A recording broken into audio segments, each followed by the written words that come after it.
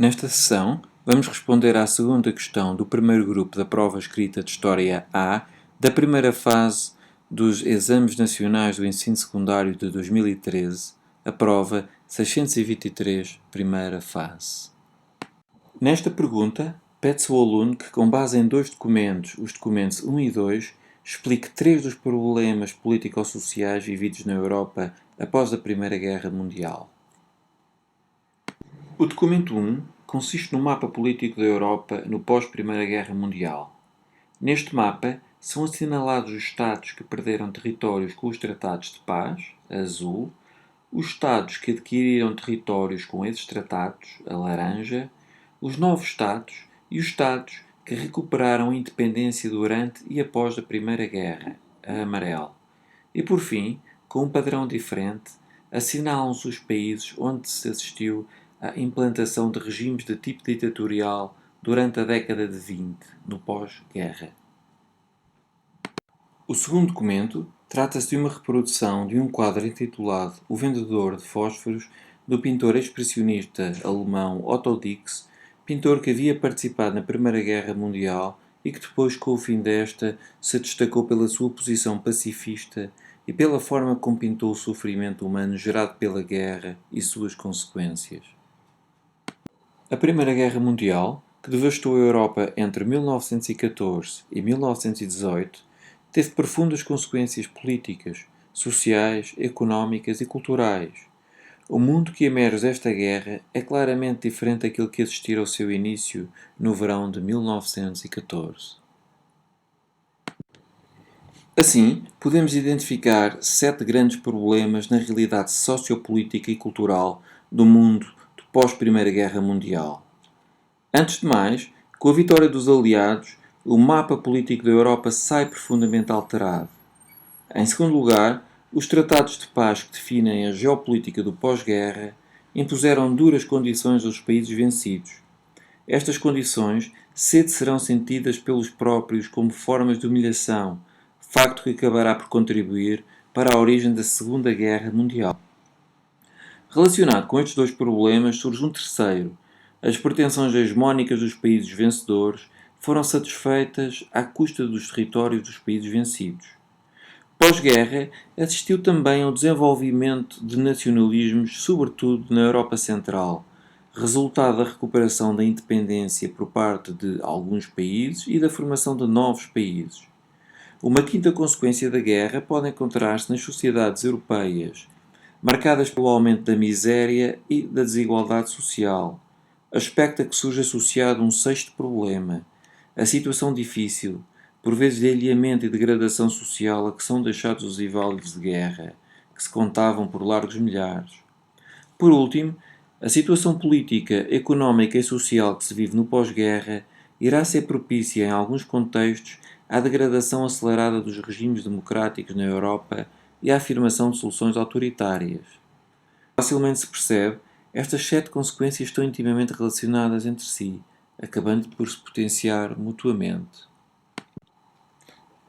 Como no enunciado do exame se pede que expliquemos 3 dos problemas político-sociais vividos na Europa após a Primeira Guerra Mundial, vamos concentrar-nos em 3 consequências da guerra atrás enunciadas. Assim, podemos escolher, por exemplo, em primeiro lugar, as transformações territoriais, em segundo lugar, as perturbações sociais geradas pela guerra e, por último, a relação entre a resolução da Primeira Guerra e a emergência de regimes de natureza autoritária na Europa durante a década de 20. Por uma questão de clareza na exposição, estes 3 aspectos devem ser analisados em partes distintas, ainda saibamos que eles se relacionam uns com os outros. Por último, espera-se que o aluno, ao responder à questão, estabeleça alguma relação entre os 3 problemas que escolheu tratar. Espera-se ainda que na resposta se analisem os documentos apresentados no enunciado do teste, no nosso caso, o mapa político da Europa do pós-guerra e o quadro do pintor Otto Dix. Começando por analisar o equilíbrio político saída da guerra, deve-se identificar o papel crucial que teve a Conferência de Paz que se iniciou em Paris, em janeiro de 1919, estando nela representados vencedores e vencidos. no total de 27 países.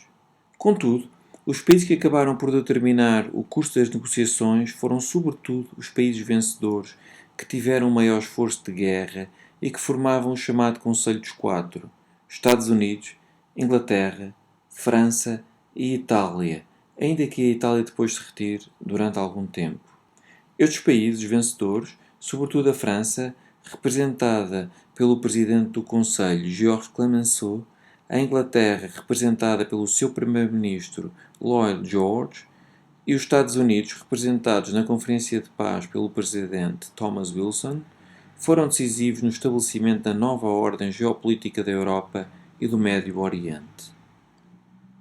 Esta nova ordem geopolítica viu-se consagrada em vários tratados que estabeleceram as condições que põem fim à guerra com a Alemanha e seus aliados.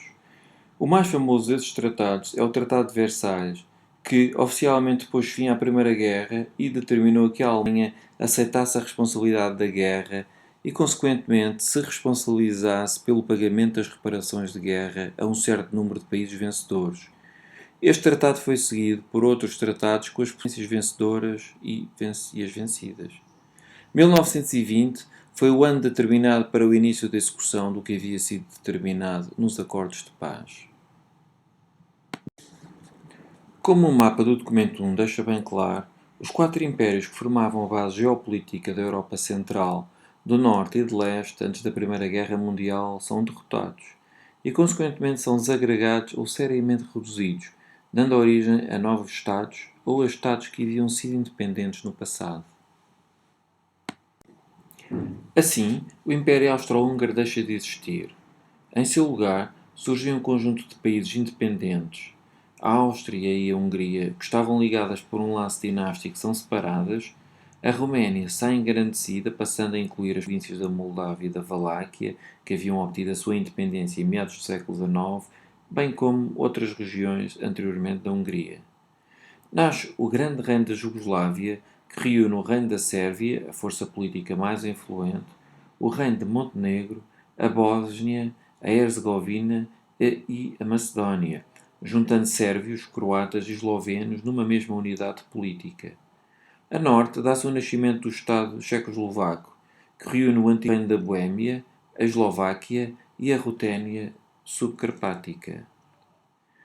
Também o Império Otomano deixa de existir, ficando a Turquia reduzida ao Planato da Anatólia e perdendo, portanto, 3/4 das suas possessões asiáticas. Assim, sob as ruínas do Império Otomano, surgem os novos Estados do Médio Oriente: Iraque, Síria, Líbano, Palestina e Transjordânia. Os outros dois impérios não são totalmente destruídos, mas veem as suas dimensões territoriais francamente reduzidas.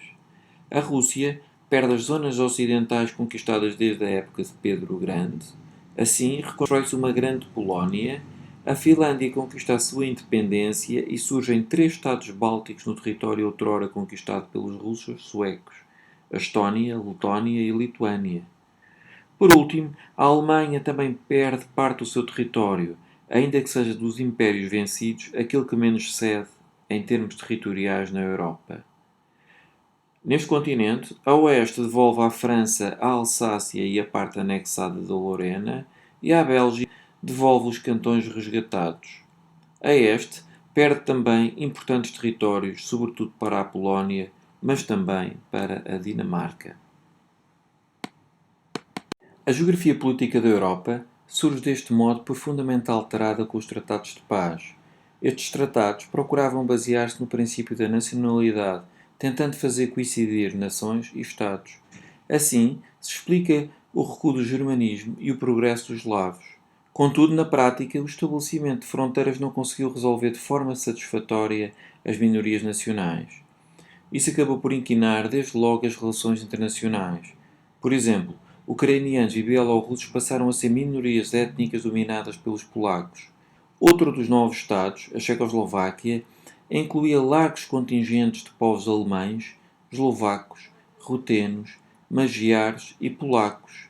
Também a Jugoslávia agrupava eslovenos, croatas, bósnios, sérvios, italianos e albaneses. estavam reunidas as condições para futuros conflitos. Uma das formas de tentar evitar a eclosão desses conflitos passou pela criação da Sociedade das Nações em 1919, mas esta veio mostrar-se incapaz de garantir a paz. Se a guerra resultou numa nova geografia política da Europa e do Médio Oriente, teve também profundas consequências na sociedade europeia. É o que passamos a analisar. A guerra desorganizou as estruturas sociais tradicionais diretamente, uma vez que uma geração de europeus, e depois americanos, se viu arrancada da sua família e do seu emprego para combater, mas também de forma indireta, pois a guerra foi em grande parte responsável pela profunda retração da economia europeia. A retração ficou marcada pelo peso das dívidas públicas dos Estados que participaram na guerra, pela emissão descontrolada de moeda e, consequentemente, pelo aumento galopante da inflação, diminuição da produção industrial e logo pelo aumento exponencial do desemprego. A guerra afetou, portanto, de forma particularmente aguda a população mais pobre e todos aqueles que dependiam de rendimentos fixos. Assim, operários, agricultores, mas também setores da classe média viram-se mergulhados numa condição de pobreza por vezes extrema. Acresce que a guerra criou também um novo tipo social, o do antigo combatente. Dezenas de milhares de homens regressaram às suas casas depois de 4 anos de guerras, profundamente marcados, muitos deles trazendo consigo deficiências físicas em resultado da guerra. Desintegrados do seu quadro social, sem emprego e por vezes com pouca proteção social, estes homens deambulavam pelas cidades em situação degradante, vivendo de pequenos expedientes. Este pode bem ter sido o caso do vendedor de fósforos pintado pelo pintor expressionista alemão Otto Dix, no nosso texto, o documento 2. Sentado numa rua estreita, este pobre homem de óculos de sol, escondendo eventualmente uma deficiência visual infligida pela guerra, vende umas modestas caixas de fósforos para poder sobreviver. Mas se a guerra trouxe para a condição de pobreza milhões de europeus, houve contudo um grupo restrito que enriqueceu com este acontecimento. Trata-se sobretudo de um conjunto de produtores intermediários no setor do armamento. O sucesso dos industriais e comerciantes da guerra deu origem a um novo tipo social, o novo rico que investe na bolsa e ganha com as transações financeiras antes do crash da banca em 1929. Este extremar das condições socioeconómicas no pós-guerra e a que as democracias não conseguem pôr fim vai conduzir a uma profunda crise do regime democrático. Perante a condição de pobreza e de falta de emprego, a classe média, os camponeses, os desempregados, mas também os ex-soldados unidos por um forte espírito de corpo formado nos anos de guerra, deixam de depositar a sua confiança em regimes democráticos e passam a apoiar as formas emergentes de poder autoritário. E com isto, passamos ao terceiro tópico da nossa resposta. Como se observa no documento 1, na década de 20 assiste-se na Europa à afirmação de regimes autoritários.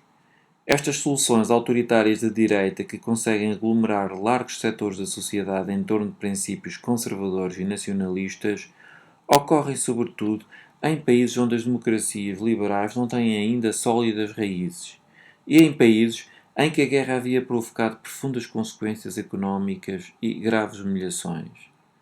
Assim, se explica que a emergência de regimes autoritários se registre sobretudo no sul e leste da Europa, como se demonstra no mapa.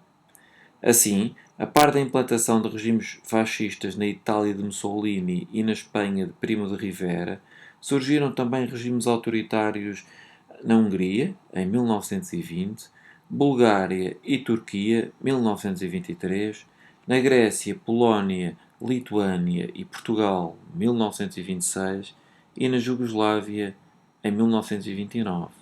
Estavam reunidas as condições para a emergência do regime nazi na Alemanha de Hitler.